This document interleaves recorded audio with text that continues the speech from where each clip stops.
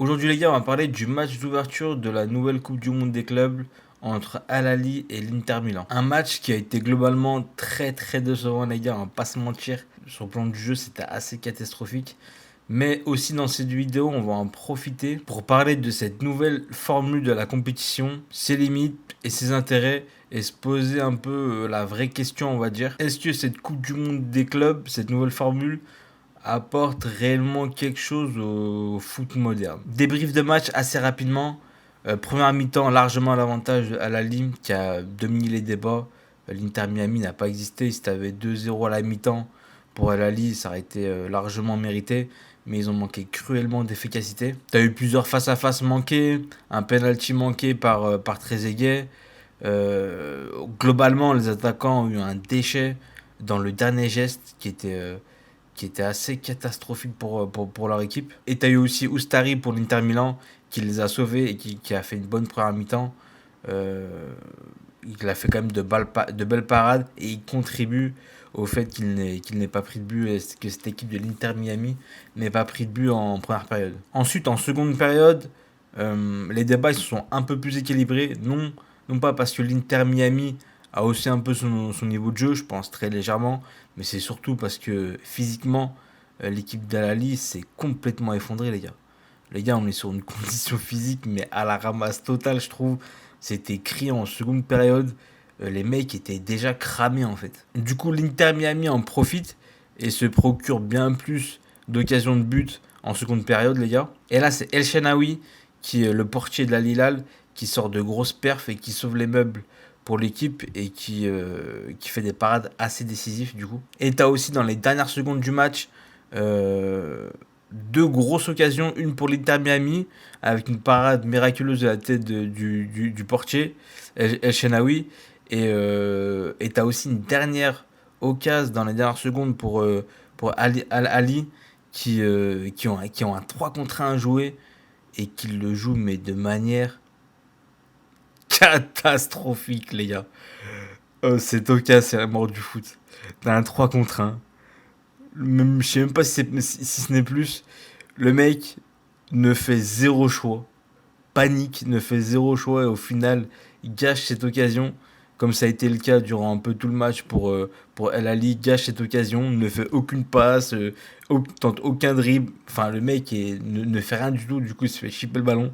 Et ça a été la dernière occasion du match. Du coup, bilan du match, un match assez pauvre techniquement dans le jeu, très peu de rythme, très peu d'intensité. Mention spéciale quand même pour Busquets, qui a été en termes de déchets techniques assez incroyable. Le man a changé. Le man a beaucoup changé à Busquets, là, ça m'a fait un peu mal aux yeux, je vais pas vous mentir. T'as Messi, transparent, je trouve, en première période. Seconde période, beaucoup plus dangereux, même si ça reste très léger dans le match. Et t'as Suarez qui a été globalement aussi fantomatique, quoi. Maintenant, on va aborder cette fameuse compétition, cette nouvelle formule de cette compétition de la Coupe du Monde des clubs.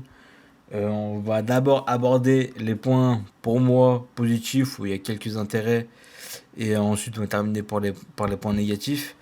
Pour moi, le point positif le plus important, l'intérêt principal pour moi, je trouve, c'est le contexte dans cette compétition de certaines équipes, comme le Real Madrid. Je pense, bah, surtout pour moi, en tant que supporter, on va pas se mentir, mais je pense pour pas mal de monde, car bah, c'est une compétition où Florentino Pérez a mis énormément de pression et il veut vraiment aller la chercher.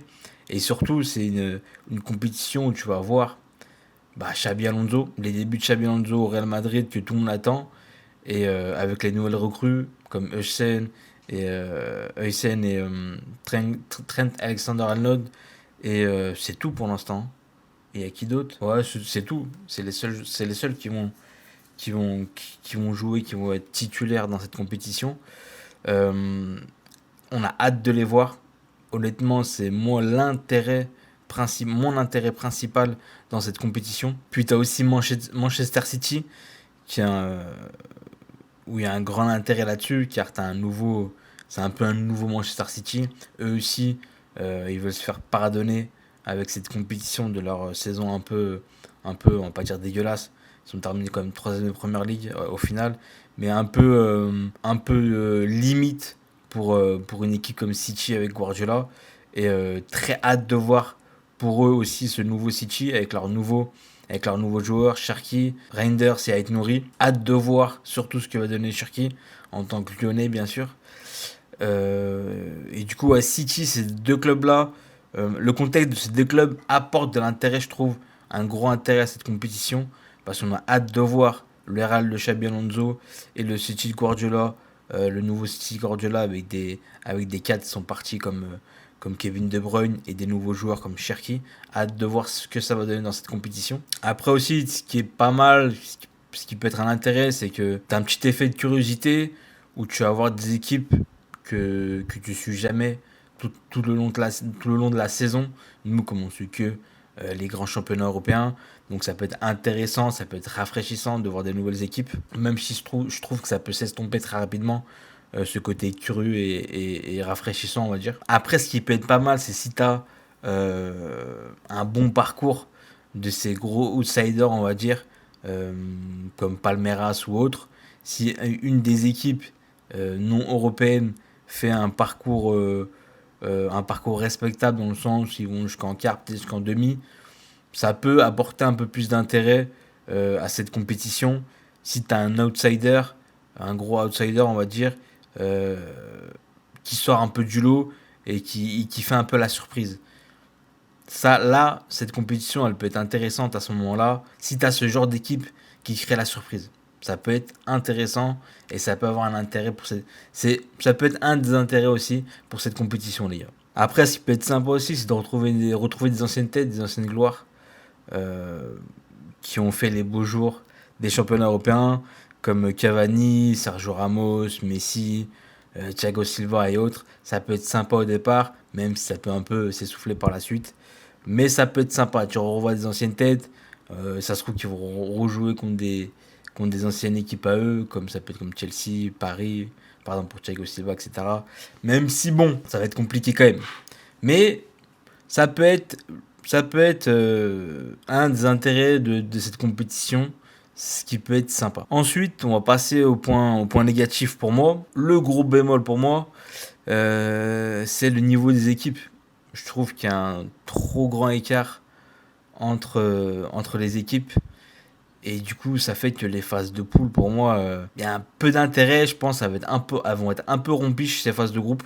Car il y aura je pense qu'il y aura beaucoup de matchs à sens unique. Ou des matchs avec un niveau très faible, globalement faible, qu'on a pu voir sur ce match d'ouverture. Après, moi, j'ai du mal à voir ce qu'elle apporte, cette compétition, au football de nos jours. Euh, Dans le sens où, en phase de poule, comme je viens de dire, t'as peu d'intérêt. L'intérêt va commencer à venir quand le niveau de jeu va plus s'équilibrer, c'est-à-dire à partir des huitièmes, quarts, quand tu n'auras que des équipes européennes.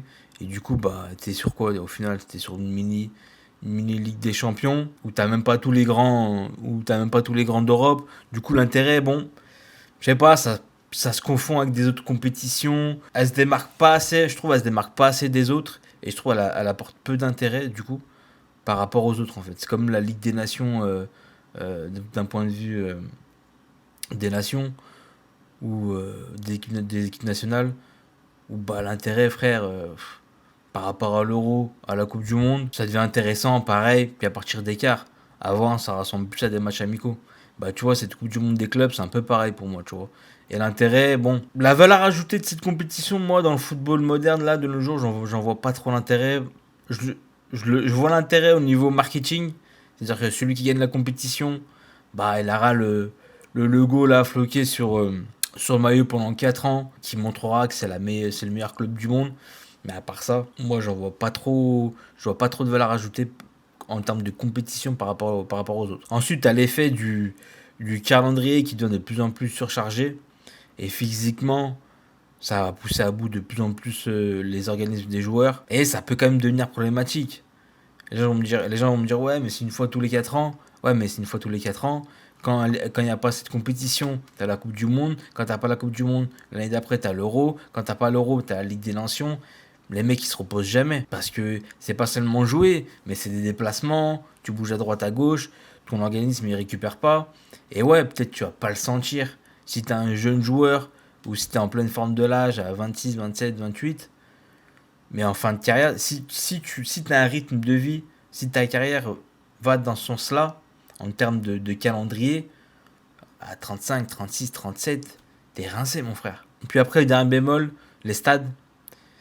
Comme on sait qu'aux États-Unis, le soccer, bon, c'est pas le sport le plus apprécié, le plus regardé. Les gens se déplacent pas d'ouf dans les stades pour aller voir les matchs.